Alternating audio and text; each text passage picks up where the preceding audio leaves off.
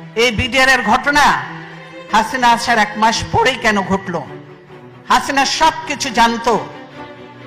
4 জনে সেদিন ডিনারে কেন যায়নি? এটা চলে এসছে। এর আগে আমি ছিলাম, আমি গিয়েছি, হাসিনা ছিল, হাসিনাও গিয়েছে। এইবার কেন হাসিনা গেল না? তারপরের দিন কেন ঘটনা ঘটলো? হাসিনা এবং মঈনুদ্দিন এটা জানতো এবং তারা এর জন্য দায়ী, এটা মানা যায় না। কাজেই হাসিনাকে একদিন জবাব দিতেই হবে এটার জন্য। 57 জন, হ্যাঁ আমি ক্ষতিগ্রস্ত হয়েছি, আমার ছেলেদের ইয়ে হয়েছে, তারপরেও আমি বলবো 57 জন ভালো ভালো অফিসার কিভাবে মারা হয়েছে তা চিন্তা করা যায় না। তাদের পরিবারদের সঙ্গে যে আচরণ করা হয়েছে সেটা চোখে দেখা যায় না। আমরা 57 জন অফিসারকে ই করে কাউকে পুড়িয়ে ফেলা হয়েছে, কাউকে গার্বেজের ভিতর দেওয়া হয়েছে, কাউকে, আর এর সঙ্গে জড়িত ছিল আরো। আপনারা জানেন যে একজন ইয়ে ছিল, সে র্যাবে আমরা নিয়েছিলাম, লোকটা খুব ভালো ছিল, শায়েক আব্দুর রহমান গুলজার, আপনারা জানেন গুলজার ধরেছিল ওই শায়েক আব্দুর রহমানকে। তার জন্য রাগ ছিল ওই মির্জা আজমের, তার বোনের জামাই ছিল। তার জন্য গুলজার সন্ধ্যা পর্যন্ত র্যাবকে, মোয়েনকে, অমুককে বারবার ফোন করেছে, হেল্প হেল্প হেল্প, সাহায্য চেয়েছে, কিন্তু কেউ এগিয়ে আসেনি। কি বলে, র্যাব আর্মি যে বসে আছে কিন্তু পারমিশন পাচ্ছে না, র্যাব ঢোকার পারমিশন পাচ্ছে না। পিলখানায় যদি তারা ঢুকতে পারতো, আমি মনে করি এরকম নয়, 2-1 জন মরতে পারতো, তো সব অফিসারকে আমরা বাঁচাতে পারতাম। দেশের এটা ছিল অ্যাসেট, আজকে দেশকে ধ্বংস করে দেওয়া হচ্ছে, আর্মিকে শেষ করে দেওয়া হয়েছে। এর জন্য অবশ্যই তারপরে তদন্ত কমিটি করে তদন্ত থেকেও বাদ দেওয়া হয়েছে। এমন সব লোকজন দিয়ে তদন্ত করতে যাকে দেওয়া হয়েছিল সেটা তাকে করতে দেয়া হয়নি। তারপর সে তাকে বাদ দিয়ে আরেকজনকে দিচ্ছে, দলীয় লোককে দিয়ে ইয়ে করে কোন রকম নাম কাস্তে লোক দেখাতে হবে, সেটা করেছে। কে করেছে? তাদের লোক। এইটা বুঝতে পারছেন। কাজে বিডিআর ঘটনার সঙ্গে হাসিনা এবং মঈনুদ্দিন সরাসরি জড়িত। তারা এদেরকে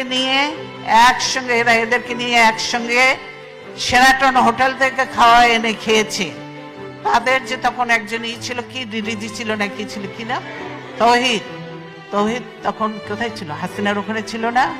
নিজের পরিচয় দিয়ে গেছে, একসঙ্গে খাওয়া দাওয়া করেছে, সবকিছু করেছে, ভালো কাজ করেছে, বাবা দিয়ে পাঠিয়ে দিচ্ছে। এই হলো অবস্থা। কাজে শুধু এই ঘটনা নয়, হাসিনা অনেক কিছুর সঙ্গে জড়িত। এবং বর্তমানে যে জঙ্গি তোলা হচ্ছে বিদেশিদেরকে ভয় দেখানোর জন্য, যে এই দেখো আমি ক্ষমতা থেকে গেলেন এই দেশে জঙ্গিদের উত্থান হবে, এই দেশে এইভাবে মানুষ হতে হবে, এই হবে। সেই জন্য তারেক বলেছে, আমি আর বলবো না, এই যে বলেছে, আমি শুধু ছবিটা দেখাতে চাই, অ্যালার্মিং কথাটা, অ্যালার্মিং, হ্যাঁ ছবি দিয়েছে, মানব ছবি বুঝেছেন। বলছে কি, সিজারকে গুলি করা হয় কাছ থেকে, বন্ধ ছিল সড়ক বাতি বন্ধ ছিল কেন? তার জন্য দায়ী কি বিএনপি? সরকার দায়ী হতে হবে। কেন ছিল?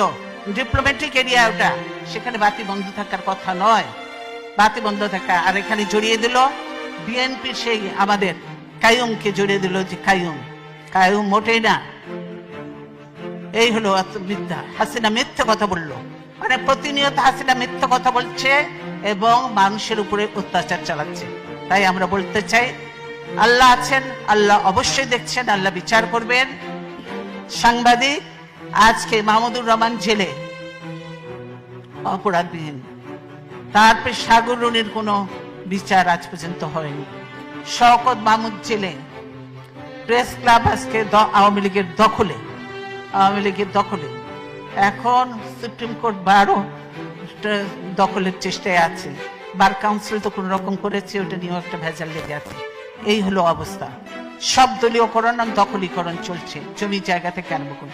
সেই বাংলাদেশ এখন মুসলমান, হিন্দু, বৌদ্ধ, খ্রিস্টান কোন ধর্মের মানুষ নিরাপদ নয়। এবং যত দুর্ঘটনা ঘটছে তার সঙ্গে হাসিনা এবং আওয়ামী লীগ সরাসরি জড়িত, এবং তার পুলিশ বাহিনী, পুলিশ এবং র্যাব এরা জড়িত। তাই আমি বিদেশিদের কাছে আহ্বান করব, এই র্যাবের ইউএন মিশন বন্ধ করতে হবে, র্যাবকে বন্ধ করে দিতে হবে। র্যাবকে যে গুলি টুলি সাপ্লাই দেওয়া হয় এগুলো বন্ধ করতে হবে, নাহলে বাংলাদেশের নিরীহ মানুষরা মরবে, বিদেশিরাও মরবে। এবং এগুলো সব বন্ধ করতে হবে, র্যাব পুলিশ এদেরকে। কিন্তু পুলিশ, এই দেশে দেখেছি পুলিশরা হলো জনগণের সেবক, জনগণের নিরাপত্তা দেয় এরা। অথচ বাংলাদেশের পুলিশ জনগণকে ধরে নিয়ে যে ঘুষ নেয়, না হলে গুলি করে হত্যা করে জঙ্গলে ফেলে দেয়। এই হলো বাংলাদেশের পুলিশের অবস্থা। কাজেই আমরা খুব একটা খারাপ সময়ের মধ্যে দিয়ে বাংলাদেশ যাচ্ছে।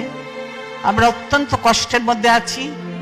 তারপরেও আমি এতদিন গণতন্ত্রের জন্য সংগ্রাম করেছি, এখন অনেক বয়স হয়েছে, তারপরেও বিশ্বাস আছে, আস্থা আছে, আল্লাহর উপর বিশ্বাস আছে এবং আল্লাহর রহমত আছে। গণতন্ত্রের শেষ লড়াই পর্যন্ত আমি চালিয়ে যাব এবং দেশে গণতন্ত্র প্রতিষ্ঠা করে, গণতন্ত্র পুনঃপ্রতিষ্ঠা করে ইনশাআল্লাহ তারপরে দেখা যাবে আল্লাহ যা কপালে লিখছে তাই হবে। তাই আমি আপনাদেরকে অনেকদিন পর দেখা হলো, আবার কবে দেখা হবে জানি না, কিন্তু বলতে চাই আপনার প্রবাসে থেকে বাংলাদেশে কারো কথা বলার কোনো সুযোগ নয়। কোন সাংবাদিক কিছু লিখতে পারে না, ধরে নিয়ে চলে যাবে, মামলা দিয়ে জেলে ভরে দিবে, কেউ পারে না। যা দুই চারটা কথা আমি বলি, ধরলে ধরুক, কিছু আসে জানে ভয় পাই না। প্রবাসে আপনারা আছেন এবং আপনারা কিছু কথাবার্তা বলবেন, টকশো, এখন টকশোতে যেতে পারে না, আপনারা কথাবার্তা বলবেন, আপনারা লেখালেখি করবেন, আপনারা একটু জানাবেন, সেটাই করতে হবে। কাজে প্রবাসে আমরা বলি যে আপনার সোশ্যাল মিডিয়াটাকে আপনারা বেশিভাবে কাজে লাগান, এটাকে কাজে লাগান এবং এটা দিয়ে যেমন মিশরে সেই কি স্প্রিং রেভলিউশন হয়েছিল, বাংলাদেশেও এটা দিয়ে রেভলিউশন করা সম্ভব এবং গণতন্ত্রকে ফিরিয়ে আনা সম্ভব। তাই আমি আমার বক্তব্য দীর্ঘায়িত না করে আপনাদের সকলকে, আপনাদের অনেক মূল্যবান সময় দিয়েছেন, সেই জন্য আপনাদেরকে ধন্যবাদ জানিয়ে আজকের মতো বিদায় নিচ্ছি। ইনশাআল্লাহ ভবিষ্যতে আল্লাহ যদি জীবিত রাখে তাহলে আবার দেখা হবে। ধন্যবাদ।